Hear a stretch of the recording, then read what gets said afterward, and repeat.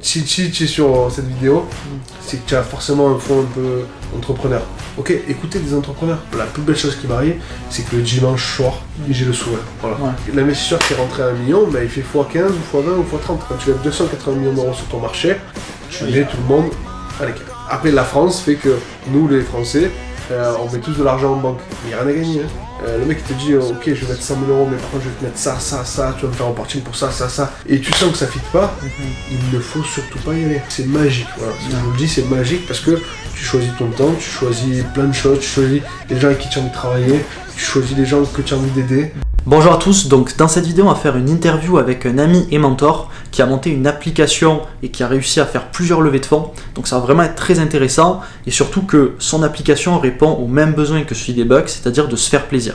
Donc ça va vraiment être très intéressant, très enrichissant, donc restez bien jusqu'à la fin de cette vidéo. Je vous en dis pas plus, on se retrouve dans l'interview. Alors bonjour à toutes et à tous, ici Johan de Co-Founders. Alors dans cette vidéo, je vais interviewer Fabrice qui est un serial entrepreneur. Il a monté donc plusieurs entreprises. Mais surtout, on va s'intéresser au sujet de la levée de fonds parce que justement, dans l'un de ses gros projets, il a réalisé plusieurs levées de fonds. Une première à 500 000 euros, une deuxième à 1 million d'euros et je crois qu'il en entame une troisième. Donc justement, il va nous en parler, il va nous raconter un petit peu son retour d'expérience et un petit peu, il va essayer de nous dévoiler un peu ses secrets. Donc pour ceux qui ne savent pas ce que c'est la levée de fonds, en fait, c'est lorsque des investisseurs vont investir dans votre entreprise, ils vont prendre des parts. Et ils vont en échange, vous allez avoir de l'argent à disposition pour développer votre entreprise. Donc on a fait le tour, donc salut Fabrice. Enchanté Yoann. Comment tu vas? Ouais, nickel. Super. Alors, est-ce que tu peux te présenter un petit peu à nos abonnés? Quel âge tu as? Quel est ton parcours d'entrepreneur? Alors j'ai 33 ans, j'ai créé ma première boîte à 21 ans. Et là on parle d'un sujet qui s'appelle, sur une de mes dernières boîtes, s'appelle I Want It. Et en gros I Want It à la base c'est une application mobile qui permet de faire des cadeaux utiles à tes proches. Le principe c'est qu'à chaque fois que je recevais un cadeau, j'avais jamais ce que je voulais. Et très souvent quand je faisais un cadeau c'est galère, tu sais jamais trop quoi acheter, le budget, etc. Et donc en fait on a créé une wishlist où tu mets toutes tes envies et quand tu fais un cadeau à quelqu'un, tu vas voir ce qu'il veut en temps réel. Voilà. Ok, très bien. Donc depuis que tu as lancé ton application, tu as réalisé 2 levées de fonds. Une première à 500 000.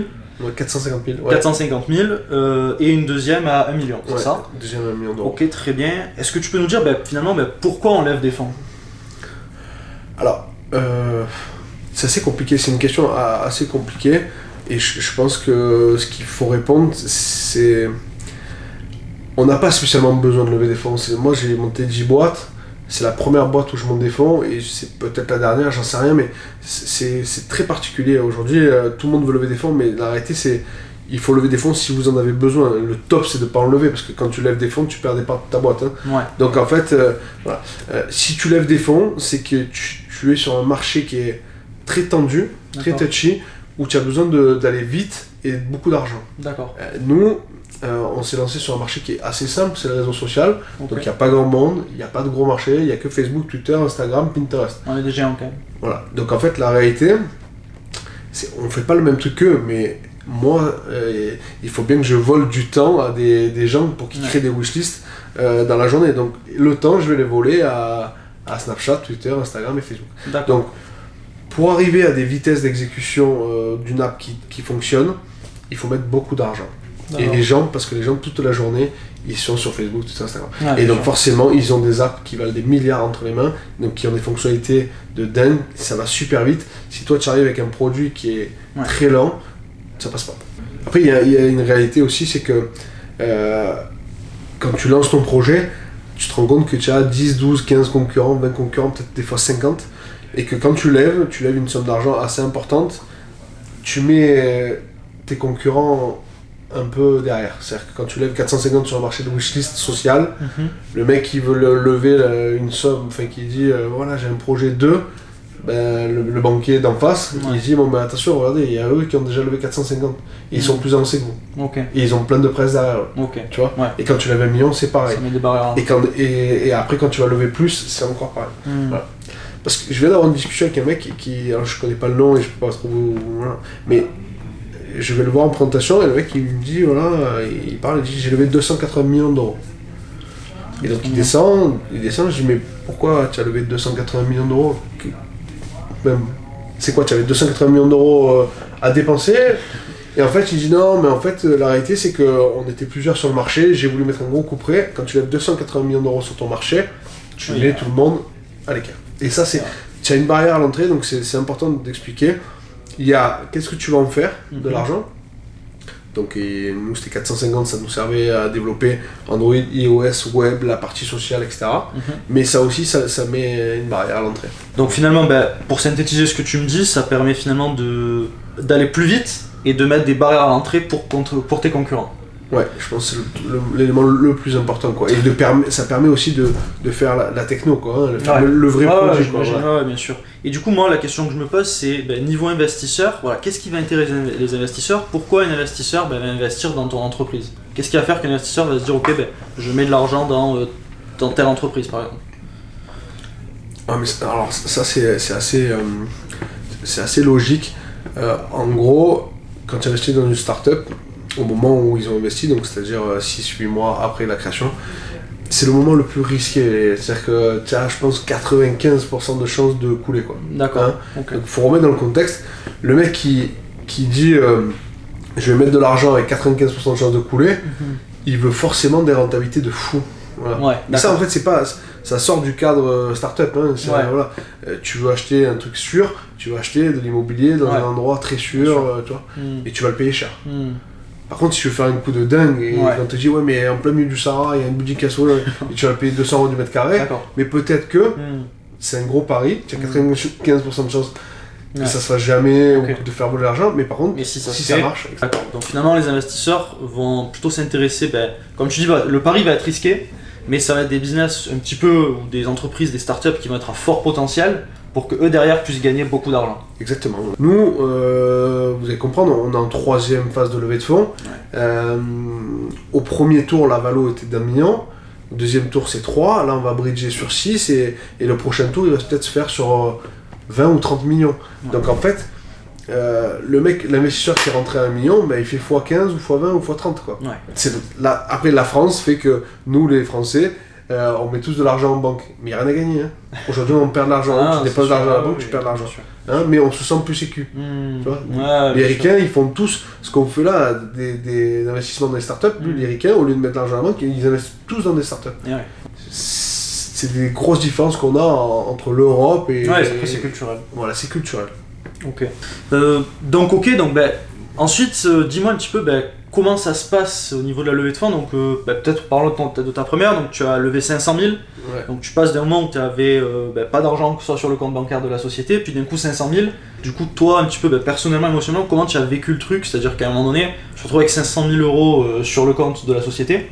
Je me dis qu'il y a des personnes à qui ça peut faire un petit peu peur. C'est quand même des responsabilités. Toi, comment tu as géré ça? Ouais, alors moi j'ai un profil un peu plus différent parce que j'avais déjà d'autres boîtes, etc. Mais la réalité c'est que déjà tu es très fatigué parce qu'une levée de fonds ça fatigue énormément et je pense que les gens ne se rendent pas compte, mais tu déploies énormément d'énergie parce qu'il faut évangéliser, il faut raconter à tout le monde. Je sais pas, un slide 25, un paquet de 25 slides, tu te fais challenger tout le temps sur le business model, tout le temps sur tes chiffres, tout le temps sur où tu veux aller, pourquoi, comment, etc. Même toi, des fois, tu sais plus trop, tu vois, et tu passes par des phases où tu es hyper content, tu passes par des phases où tu es c'est hyper dur, parce que la réalité, c'est que pour lever 500 000 €, il faut aller voir, enfin c'est 450 000 €, mais c'est pareil, mais il faut aller voir peut-être 50 personnes, 50 investisseurs. Des fois, il y en a qui te disent non, ça m'intéresse pas. Et du coup, tu te retrouves au fond. Et puis après, tu as un mec qui dit non, mais finalement, moi, ça m'intéresse. Alors, nous, la réalité, c'est que la première était assez simple. C'est que nous, on avait une telle traction que ça s'est fait très naturellement. Et que moi, ma première levée de fonds, je ne voulais pas lever. C'est-à-dire que je suis allé à la banque pour un prêt. C'était un prêt Jérémy, ça s'appelait.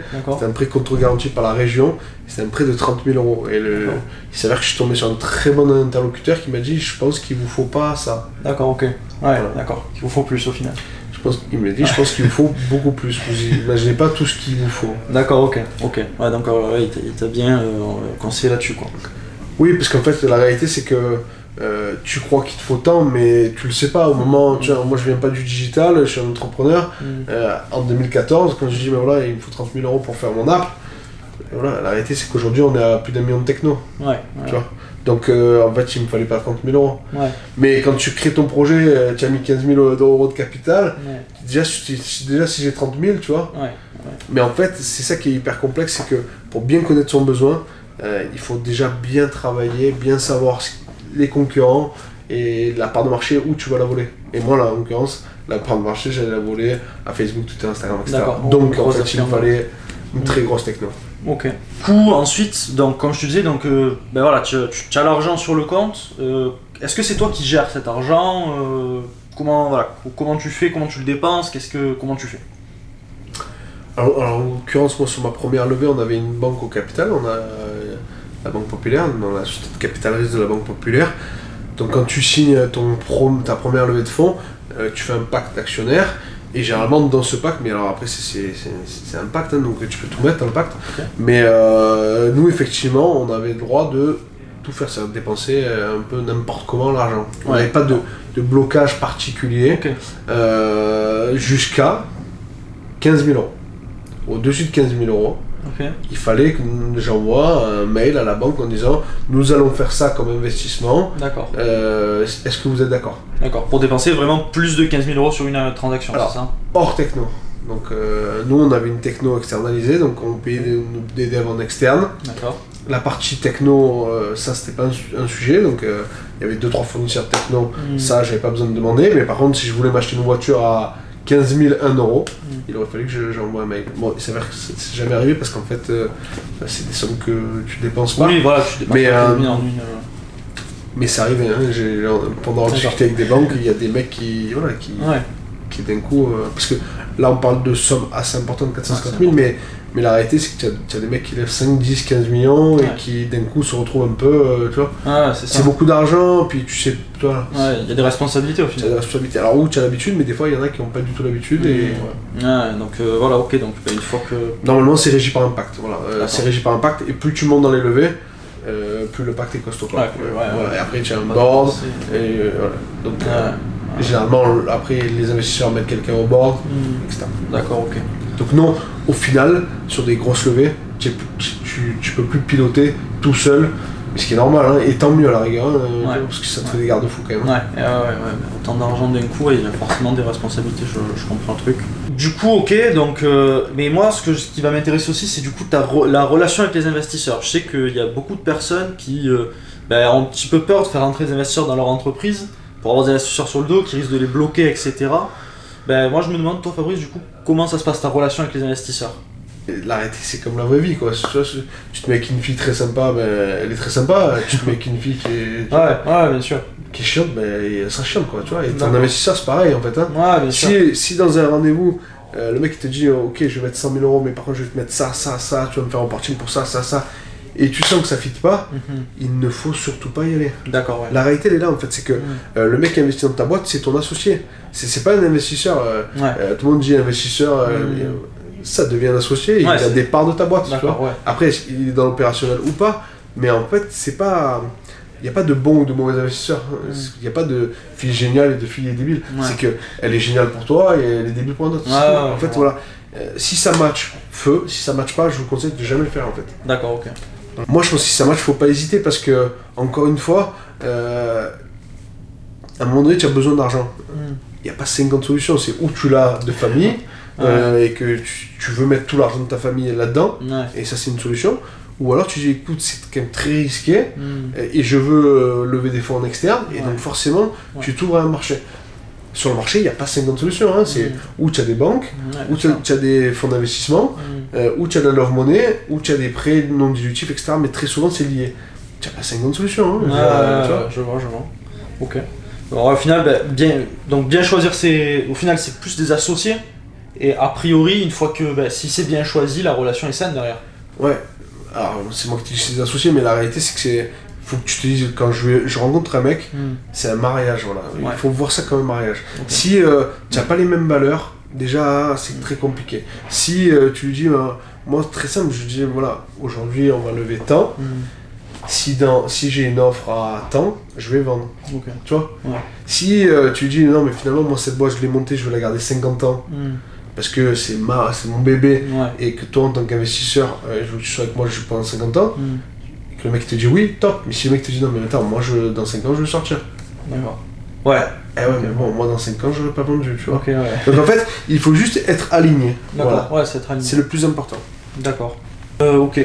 Donc là, en fait, je pense qu'il y a pas mal de personnes qui souhaitent créer leur entreprise, qui souhaitent justement se lancer dans le monde de l'entrepreneuriat, et qui, en tout cas, au niveau de la levée de fonds, vont avoir un petit peu des questionnements parce qu'ils veulent créer leur entreprise. Alors soit certains ils vont en avoir vraiment besoin pour développer leur entreprise. Après il y a d'autres personnes comme nous qui en soi n'en ont pas vraiment besoin pour développer l'entreprise, mais ça peut être un boost et accélérer vraiment le processus. Et justement je voulais voir un peu avec toi quel est quel est le bon moment un petit peu d'après toi pour entamer le levée de fonds. Quand est-ce que c'est intéressant de le faire, si on en a besoin évidemment, hein. Alors, le meilleur moment pour moi, c'est quand il y a une traction. Qu'est-ce que c'est une traction ? On l'a déjà dit tout à l'heure, mais c'est au moment où ton produit est sur le marché et que tu sens que l'écosystème qui va autour de ton produit, il s'accélère. Nombre de commandes, ou nombre de téléchargements, etc., ou la presse, etc. Donc ça, c'est hyper important. Sans traction, très compliqué, à moins, c'est toujours pareil, que les fondateurs ou les gens qui vont faire ça, ils ont un très gros track record. Ouais, c'est très costaud. Ouais, ok. Tu as vendu 2 boîtes, tu fais un PowerPoint, le produit n'est même pas sorti, il est sur un papier, mais tu as fait 2 exits à 50 millions, tu dis que tu vas faire ça, même si le produit n'est même pas sorti, tu peux lever sur tu vois. Mais en fait, ce qui est important de comprendre, c'est que dans un investissement, les mecs qui mettent des ronds chez toi, ils investissent pour 2 trucs. Le produit, ok, ça représente à mon sens 20%. D'accord, ok, c'est pas que c'est important. Ouais, c'est important. Mais... 20%. Okay. 80% c'est sur les hommes. Ouais. Très très important ça. C'est cool d'avoir un bon produit, c'est cool que ça fit, etc. Mais les gens qui vont mettre des ronds, ils vont les mettre sur vos têtes. Hein. Ah, bien sûr. Voilà. C'est très important de comprendre ça parce que le monde va tellement vite que ton produit il peut être obsolète en 1 semaine. Mais si les gens qui l'ont créé sont des bons mecs, si c'est des bons entrepreneurs, ils vont pouvoir pivoter. D'accord. Mais la réalité, donc, si tu dis à des investisseurs, voilà, aujourd'hui vous me confiez de l'argent, parce que c'est ça, hein, le mec il me confie de l'argent, j'ai monté ça, mais par contre, on sait que c'est tout risqué. Mais si jamais on casse, on a ça, on est capable de pivoter, bon, déjà, voilà, c'est des bons discours. Moi, je vous conseille énormément de rencontrer les gens, les voir en visu, bien les regarder dans les yeux, connaître parfaitement vos sujets. Tu vois, il faut se mettre à la place du mec. Ok, parce que faites-vous une discussion avec votre tante, votre mère, votre grand-père. Ok, mets-toi à la place d'un investisseur, tu t'assois en face de... Et il va te poser des questions bizarres, tu vois. Voilà. Mais en fait, il faut s'exercer, c'est tout. D'accord. Et un investisseur, il va investir dans la boîte tout simplement pour gagner de l'argent. Ouais. Ok, ça c'est le premier truc. Deuxièmement, tu as des investisseurs, donc les banques c'est gagner de l'argent, hein, ils s'en foutent de... Voilà. Ok. Tu as des investisseurs love money, on va dire, ta famille et tout, ils vont investir pour 2 trucs. Un, t'aider, et ça c'est la priorité, n'oubliez pas ça. 3/4 des gens qui vont investir chez vous, c'est pour vous aider. Les petites levées, là, les 3, 4, 5, 6, 10 000 euros qui vont te servir au démarrage, qui sont très très importants, c'est ceux-là les plus importants. Les gens vont vous aider. D'accord. Donc là, le discours, c'est pas voilà, j'ai créé ce produit-là, ça. En fait, les gens, sincèrement, hein, c'est très important. Il vaut mieux commencer à discuter par écoute, je me lance, j'ai besoin d'un coup de main. Tu vois ? Parce qu'en fait, ils seront beaucoup plus attirés par un discours franc. Donnez-moi un coup de main, j'ai besoin de temps pour faire ça, et si ça marche pas, je ferai autre chose, mais c'est surtout pour me lancer. Tu vois ? D'accord. Ouais. C'est ça, hein, la phrase. Mais tu vas pas voir un banquier pareil que ce que tu vas voir ta tante. Tu vois, c'est 2 discours diamétralement opposés. Hein. Tu vas voir le banquier, tu dis donnez-moi un coup de main et. Ah oui, non, il parle pour ça. Hein. Ça serre la main, tu vois. Et à ta tante, si tu vas la voir en disant voilà, j'ai monté ça, business model de ci, de là, tu vas peut-être lui faire peur. Et peut-être se dire attends, il est complètement taré lui, tu vois. Et en fait, donc voilà, il faut vraiment adapter son discours à la personne avec qui tu parles en face. D'accord. Ok, donc finalement les investisseurs vont porter leur argent au final sur, comme tu dis, sur l'homme en fait en soi. Oui. Ouais, ça va être ça. Et du coup, donc il y a cette idée de traction. qui va être important parce que bon, pour la plupart qui n'ont pas forcément, comme tu dis, voilà, fait 2 exits déjà.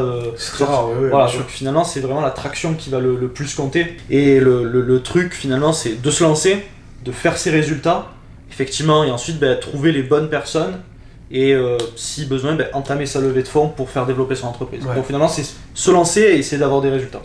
Ouais, on va dire pour 90% des levées de fonds, et donc vous serez dans ce cas-là, il faut faire un produit, avoir des KPI, parce que c'est très important de savoir où tu en es. C'est-à-dire, on va dire très simple, tu crées un produit à 100 €. Est-ce que tu peux définir ? Ouais, c'est juste des métriques en fait, il faut avoir des métriques. Donc aujourd'hui ma box elle me coûte 20 € pour la faire, je la vends 40, j'ai gagné X. Okay, mais si j'en fais 1000, tu vois, finalement elle va me coûter que 10 €, et je vais peut-être la vendre encore un peu moins cher, 35, mais je vais gagner plus. Okay, donc c'est ça, et c'est pousser ça sur 3, 5, 7 ans. Tu vois, et tu tires tes courbes. Et une fois que tu peux tirer tes courbes, là tu peux intéresser des gens. Parce qu'en fait tu vas voir que suivant le métier que tu fais, tu vois, moi quand tu tires des courbes en application, c'est énorme parce que tu as 10 000 mecs qui ont téléchargé. Mais tu tires une courbe et tu dis voilà, en fait il y a la moitié de la France qui peut s'en servir. Tu vois, la courbe elle monte vite. Alors, et c'est inverse au mec qui ouvre un petit local en centre-ville où il dit voilà, mais moi j'ai 10 000 mecs qui passent devant, mais au maximum il y a 10 000 40, tu vois, tu peux pas tirer. C'est pour ça que lui il pourra pas lever des sommes astronomiques, tu vois. Mais généralement il n'en aura pas besoin non plus, donc ça va en corrélation avec le besoin. C'est cette idée de final de scalabilité, le fait de pouvoir toucher plus de monde, voilà, c'est ça le fait d'être scalable. Donc c'est des business à fort potentiel.